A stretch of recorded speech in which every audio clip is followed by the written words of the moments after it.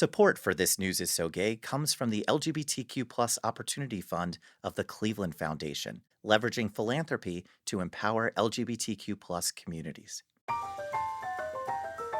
Welcome to This News is So Gay. I'm your host, Ken Schneck, editor of the Buckeye Flame, Ohio's LGBTQ newsroom. Thanks so much for joining us. Here's what we've got coming up on this week's brand new episode. An LGBTQ publication has gone under. Where? Why? What does this mean? We'll find out. Is it possible for LGBTQ media to be critical of Democrats without being called a gay Benedict Arnold? And I have been called worse this past week. We're going to talk all about that. And of course, queer joy. Where is our roundtable finding queer joy in the news right now? Joining us this week to answer those questions and so many more, managing director and editor of News is Out, a pioneering national collaborative of the leading local queer news publishers, of which the Buckeye Flame is proudly an affiliate, Dana Piccoli. Dana, welcome back to the podcast. Hello, Ken. And the host of The Map of Us, which we were just so proud to host here at the Buckeye Flame. Thank you. We so appreciate you hosting it. Teamwork. And host of The Gaily Show, airing every weekday on AM 950 radio in Minneapolis, WCPT 820 in Chicago, and newly added 92.7 FM WMDX in Madison, John Parker. JP, welcome to the show. Hey, Ken. Glad to be back. Our LGBTQ Reporters Roundtable is now assembled, so let's dive in. Let's start with our unnamed segment, which will never have a name. I have decided that to see how LGBTQ journalists are doing. Dana, how are you doing? And happy belated birthday. I'm doing all right. Thank you for asking. I scored Michelle Branch tickets. I just celebrated my birthday, so I'm doing good. Thank you for asking. And your team did very well, your WNBA team. They're doing fine. They're coming along. In the first two quarters, yeah. The first two quarters. Go Fire. John Parker, how are you holding up? Not bad. Not bad. Let's see. The Minnesota primaries are next Tuesday. So that's adding some extra spice to my life these days. So actually in Wisconsin and Minnesota. So it's extra spice right now. I'll be happy when these primaries are done. That feels really late. I know. There's I not a know. lot I'm between the aware. primaries and the election. Our primaries are this Tuesday as well. Oh, gosh. Yeah, it's too long. It's Okay. too long. I'm a dual citizen of France and the US. They can have an election in France in 3 weeks, and it takes us 3 years to have an election, and it drives me absolutely bonkers. Like, please just vote already so we can move on to the next cycle, I guess. It's never ending. I'm a dual citizen of Ohio and New Jersey, and we get our primaries done very early. So just Yeah. putting that out there. So, all right. Well, I cannot think of a topic I have been more excited to discuss specifically with the two roundtable folks right in front of me than this one. In June, Lavender Magazine in Minnesota announced that they are closing up shop, ending a 30-year run because, according to the magazine's founder, Stephen Rochford, he said, quote, "The goals for Lavender's founders have been achieved," end quote. John, let's just start with the reaction in Minnesota to this announcement, and then we'll get into whether or not those goals actually have been achieved. There was shock very clearly because it happened literally without any warning whatsoever. And the staff weren't even allowed to have a final issue. It was literally, and we're done.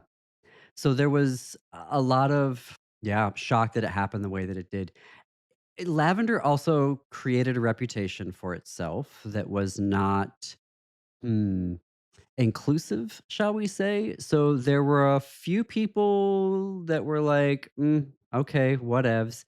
So on the larger picture, Minnesota no longer has any LGBTQ printed publication at all in the entire state. And Lavender was controversial at times, but I feel really bad. And there's a lot of folks that feel really bad for the contributors because now they're out. There aren't a lot. I mean, we all know there are not a lot of outlets, either freelance or otherwise, where if you want to write queer journalism, they're just not all there. So I feel really bad for those contributors right now, and just the staff who'd been at it. And you both know how much time and effort it takes to keep a newsroom open and the lights on and the paper running and all of that. So and on the one hand, they made some editorial decisions that were very controversial, accepting some political donations that were very controversial. And at the same time, it was our community magazine, and it's gone now. You could read the announcement again. I want to do the quote again. Quote, the goals for Lavender's founders have been achieved. You could read that announcement, John, and think, well, all right, we're all set for LGBTQ life in Minnesota. Nothing else to cover here. Is that the case? It's giving mission accomplished. Yes, with a rainbow. Well, actually, I guess I'm announcing the Gaily show's stopping too, because apparently everything is just You're so done. peachy in Minnesota. There's just nothing left for us to do. I think this belies the bias of the founder and his political beliefs, which very clearly were running towards MAGA log cabin Republicans. You can read all between the lines in there. So there are a lot of folks trying to figure out what was actually happening there. Like, was it finances and they just didn't want to say anything? Did he just want to retire and didn't want to hand it off to anybody else? Like, there's very clearly something else was going on there behind this weird excuse of everything's good. Because if you'd been paying any attention to Minnesota politics right now, you would very clearly know that it's not good, that it's not over. And there's an entire party that wants to take everything away from us if they get the chance in November. So, yeah. Because if he had just decided, indeed, I'm going to retire, this is my project, and I'm not handing it off, you would have had a reaction, right? It would have been like, all right, well, I mean, you could have handed it off and that would have been great. But to say, well, our vision has been realized, yeah, it's got that mission accomplished vibe. It's got also that whole vibe of when Empire State Pride Agenda, Pride, whatever their organization was in New York, that went under after marriage equality became the law of the land because they said, well, there's obviously nothing else for us to do here. And it just, that had to have been an extra slap in the face to read that statement of, well, everything's been accomplished here. I want to be mindful that I am reporting out what people are saying, because I'm still trying to figure out what happened there. So there's a lot of speculation as to what Stevens motives were and what he believed. And because he kept a lot of things, as I understand it, from people who had worked with him very close to the vest. And so, at the end of the day, only Stephen knows why Stephen made the decision that he did. I feel really bad for the contributors who Yeah. felt otherwise, and for the folks who, wanted to go on and maybe wanted it to achieve what it hadn't been achieving. And now for Lavender itself, there won't be that opportunity. But, we'll see what happens in the future. Because for someone somewhere, this was their link to LGBTQ plus culture, even if it wasn't an accurate one. Dana, say hypothetically, there was a map of LGBTQ plus publications. Where would this closure in Minnesota put that in a more national context in our hypothetical? So, according to the LGBTQ plus media mapping project, losing Lavender magazine brings Minnesota from 3 publications down to 2. And as John noted, the only print publication. So that leaves Twin Cities Gay Scene and Better Homes and Dykes, one of my favorite titles ever, still producing.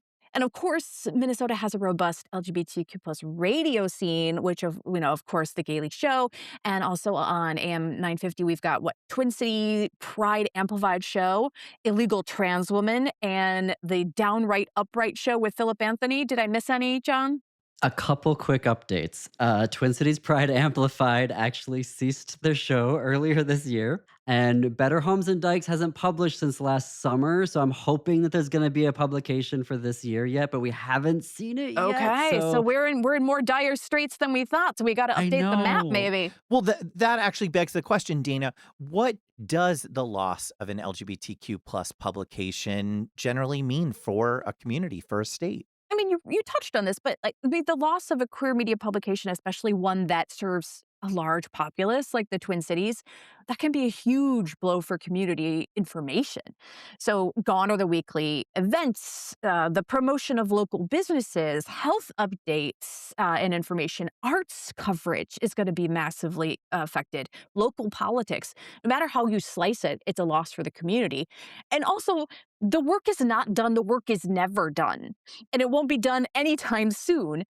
And that was something, and you brought this up, that a lot of people said after same sex marriage was legalized. All these organizations were like, all right, great, that's done. We're going to shut our doors instead of pivoting to other issues that are still massive for our community. And we are dealing with a lot of that right now. I don't, Danny, you can actually fact check me on this one. I think the Twin Cities now are the only major media market in the US that is serviced by radio for its LGBTQ news. Like every other major metro has a digital or print publication that's providing the news. And we're just awesome, I guess, or weird in the Twin Cities where we're like, no, we like radio better. Like, really?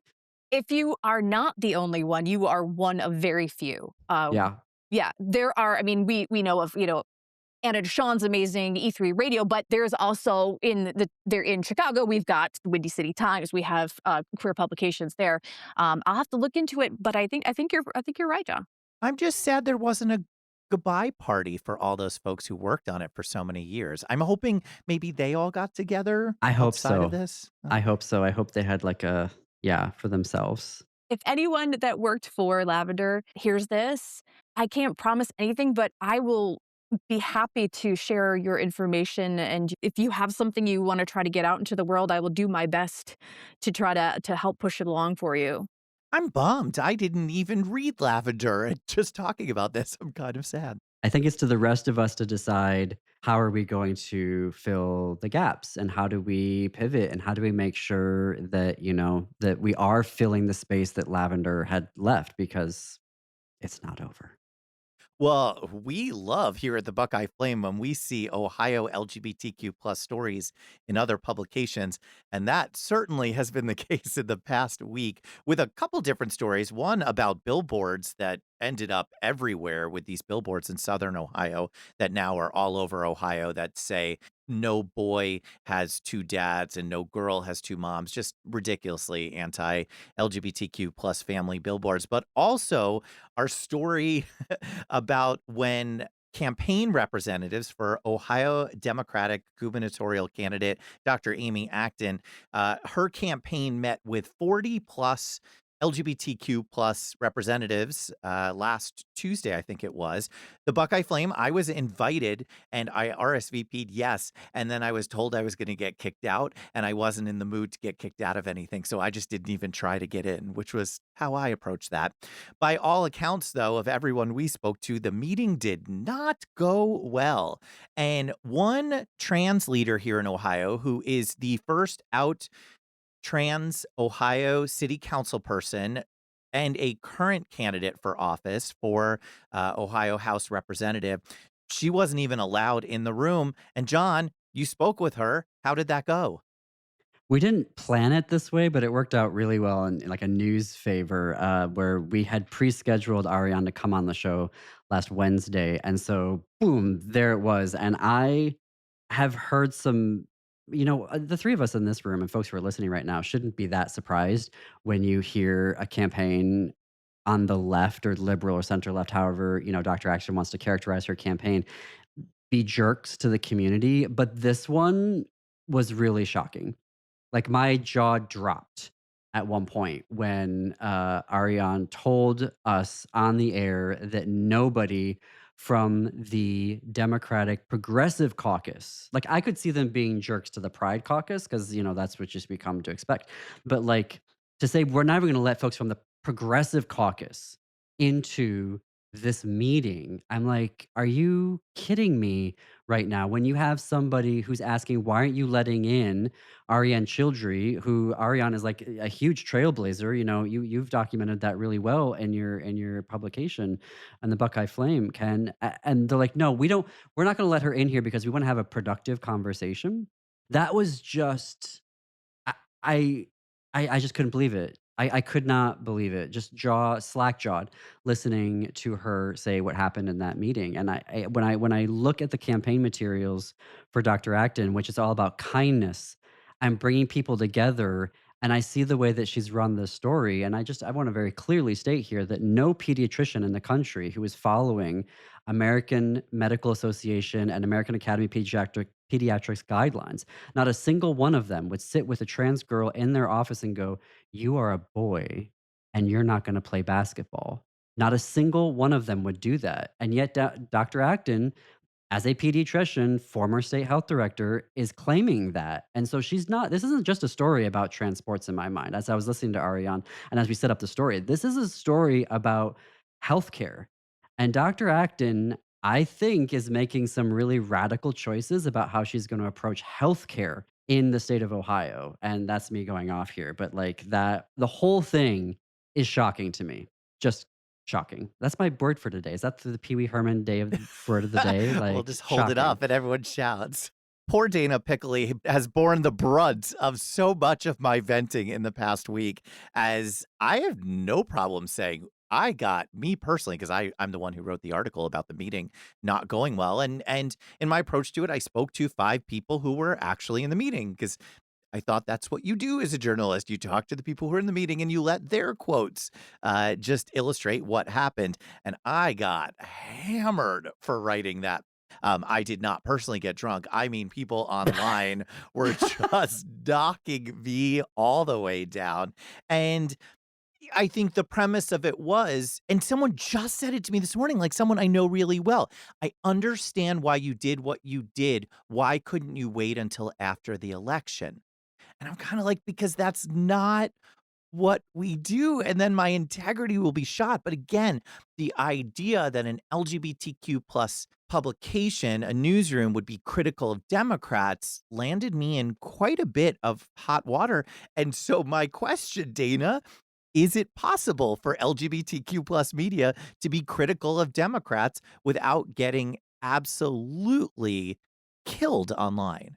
It's our job to serve our communities. And that involves asking tough questions of whoever is running for office.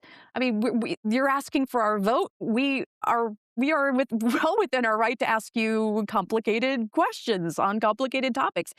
And we've seen in recent years that just because someone considers themselves a part of a political party doesn't mean that they advocate or serve the needs of all of their constituents. I think outlets like Washington Blade and Bay Area Reporter do a really, really great job of asking tough questions of all parties.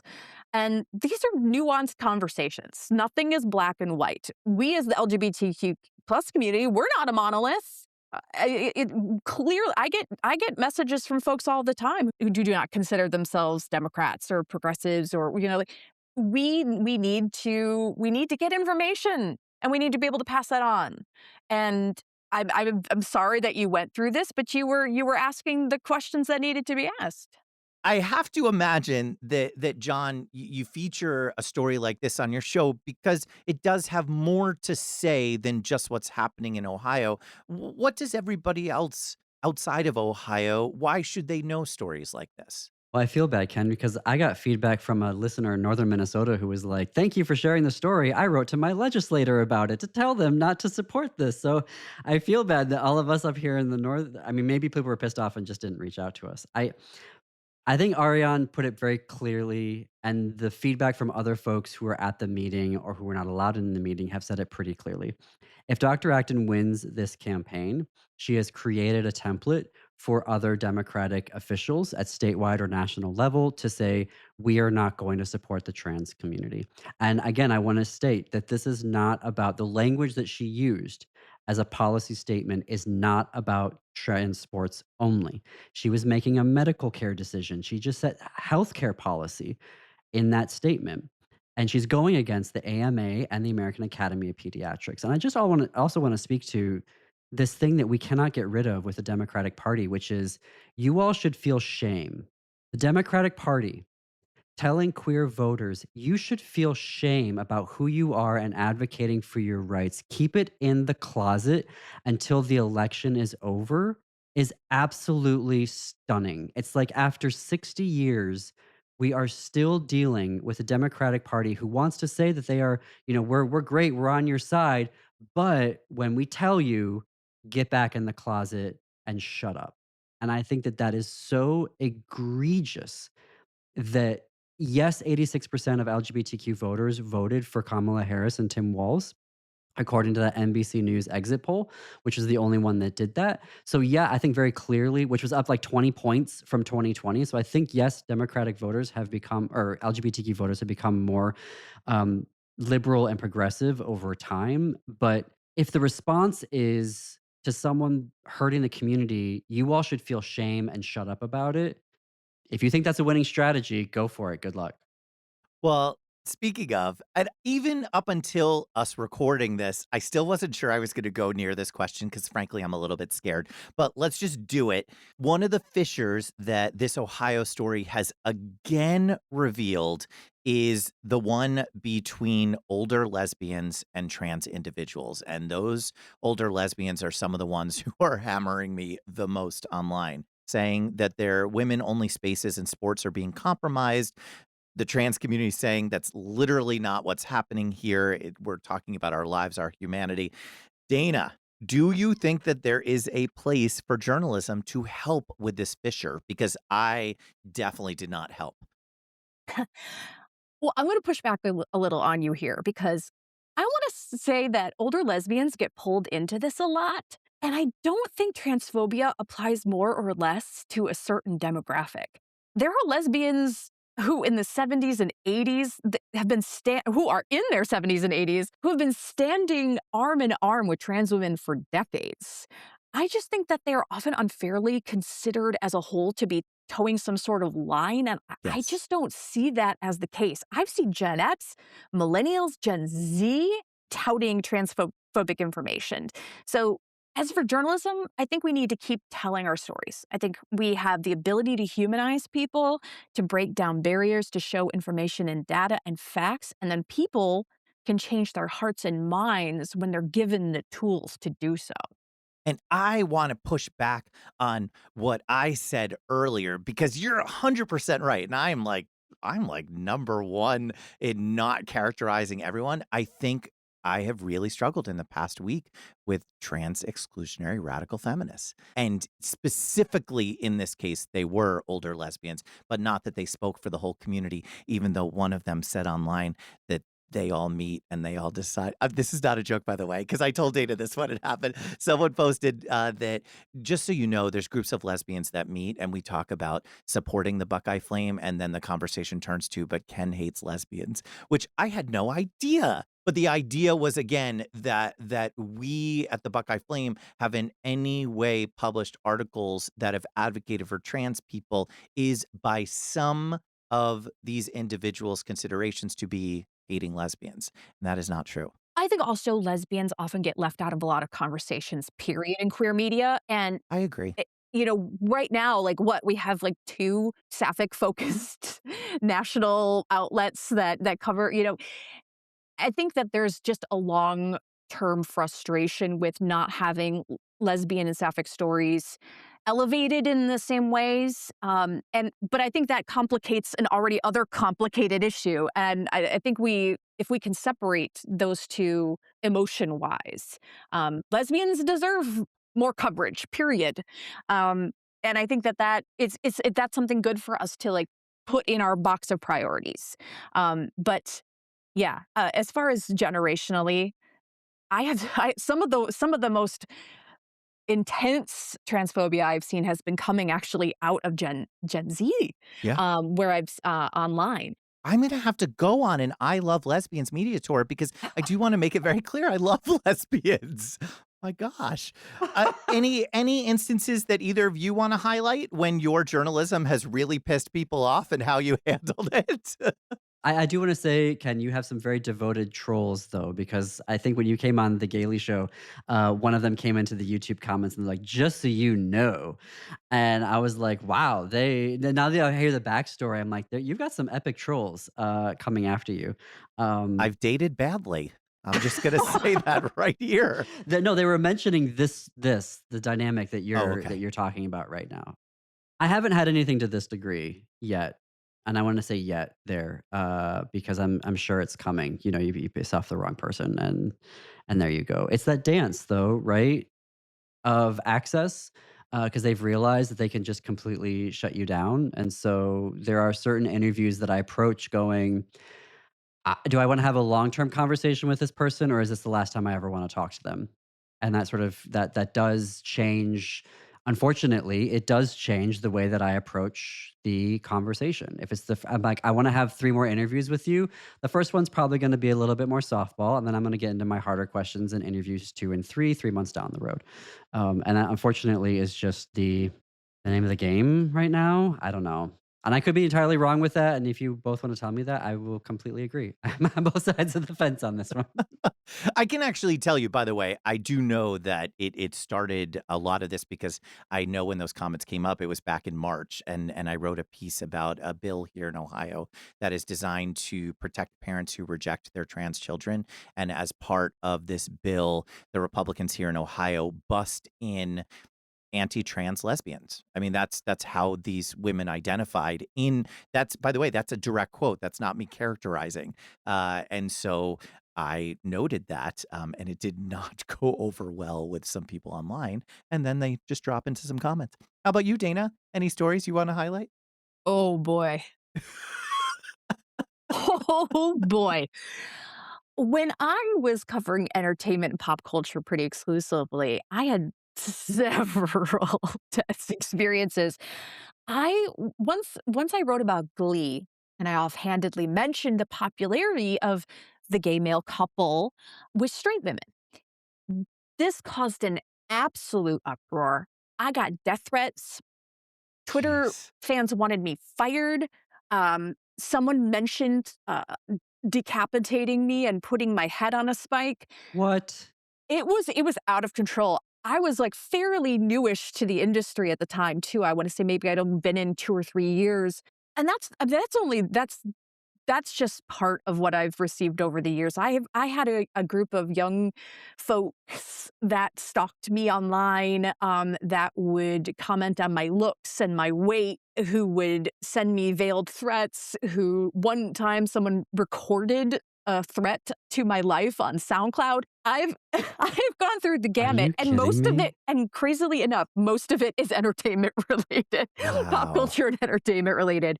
I have received far less, scariness, as I have transitioned into more hard news and, that type of coverage. Yeah, That's it's unbelievable. Although although Dana knows this story, not a couple months ago, my partner and I went to a bar for show tunes night, on our anniversary, and the bar owner pulled me aside, who I didn't know him. I've been to this bar maybe twice, this gay bar, and the bar owner pulled me aside and he said, "Oh, you actually need to leave." And I said, "Oh gosh, why?" And he said, "'Cause I don't effing want you in my bar." And it was because of a story that we wrote 3 years ago about another entertainment complex that he used to work at that had been treating, LGBTQ plus people very of color specifically badly. So there are now gay bars I'm not allowed in, but not the vitriol that Dana's received for her entertainment Glee stories. Unbelievable. yeah.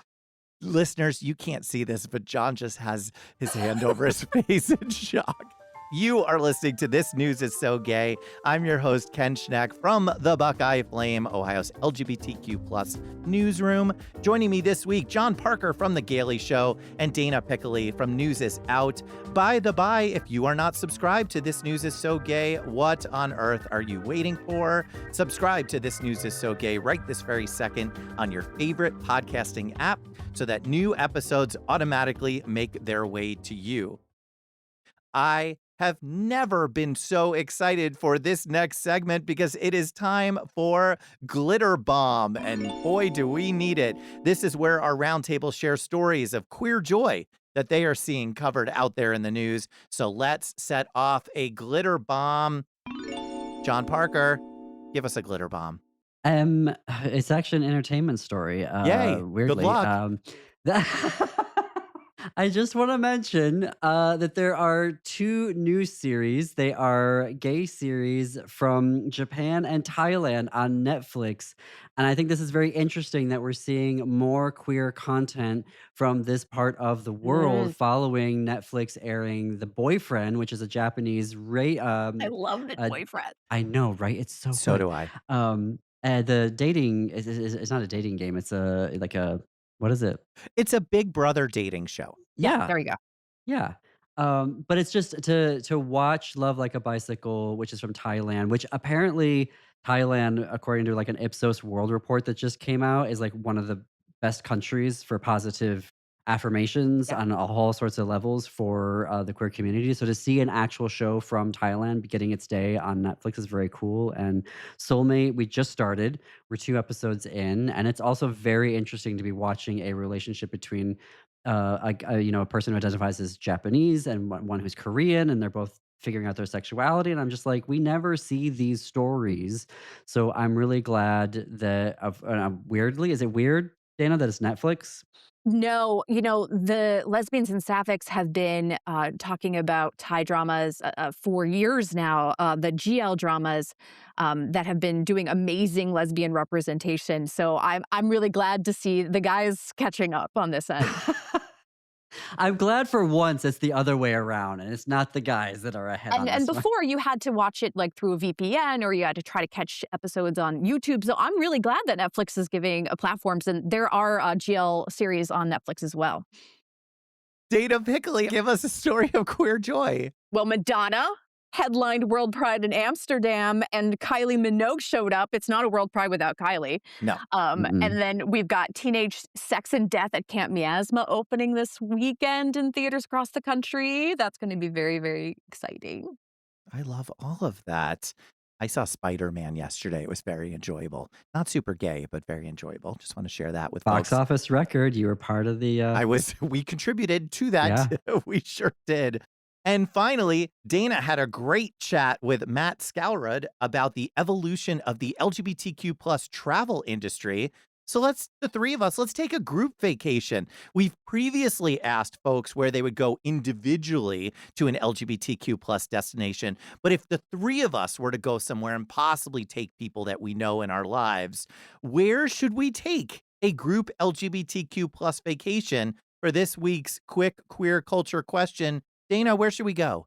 Well, the most gay time I've had on vacation was when I went to Sydney, Australia for World Pride. I say we plan our big gay trip there. Done. Let's go. John Parker, where should we go? Well, now I'm wondering if we should go to Thailand if they've got all the great TV shows there. Fair enough. But I'm down to go into Sydney, like, absolutely. I will say, if you haven't been to Iceland, I went to Iceland for Pride last August, and we covered it for the show because, that way I got to write off the stuff. Love it. And I will say, a quarter of the country showed up just for the Pride parade, and I walked that route up and down. There was not a single counter protester, Amazing. not a single one. I love that we're going to Iceland and Sydney, and I thought the correct answer was Brattleboro, Vermont. So, yes, your answers were great. That's wonderful. Well, we certainly want to hear what you all are working on. John, what's coming up at the Gaily Show? Well, we have our primary coverage that's coming up here, but I do want to say that I put in a pretty juicy FOIA request with the Ohio Department of Health to look into what exactly is Dr. Acton's LGBTQ record as state health director. So I'm going to see what's going to come out here in this FOIA request. So I'm looking forward to that. There may be nothing there and I have nothing to report, but we'll see what they give us. Dana, what's coming up for you at News is Out? Well, I'm getting ready to head to Chicago for this year's Local Yay. Media Fest put on by Local Media Association. We're putting on a panel about the Economic Opportunity Lab, which I have been managing for the last year. We're debuting a couple things regarding the lab there. All kinds of new information, great speakers about the state of local media across the country. Always a wonderful experience at Local Media Fest. I'm so bummed I will not see you there, but we'll all get together soon enough. But for now, I'm just so thankful for the two of you. I love being in conversation and in community with both of you. Dana Piccoli, please keep doing what you're doing. Oh, thank you. I'll do my best. John Parker, always a pleasure. Always a pleasure. I'm Ken Schneck, editor of the Buckeye Flame. And if you liked this episode of This News is So Gay, please share it with a friend. Subscribe so that you do not miss out on our next episode. Send an email on over to editor@thebuckeyeflame.com. That's me. A lot of you know that email address this past week to let us know your thoughts and rate and review us on your favorite podcasting app. This News is So Gay is a product of the Buckeye Flame, a nonprofit newsroom. Become a recurring donor today for as little as $12.50 a month, which truly enables programming just like This News is So Gay from a scrappy, queer, nonprofit newsroom like the Buckeye Flame. In the meantime, read LGBTQ plus news, share the stories written by LGBTQ plus reporters, and support the work of LGBTQ plus newsrooms. Until next week, friends.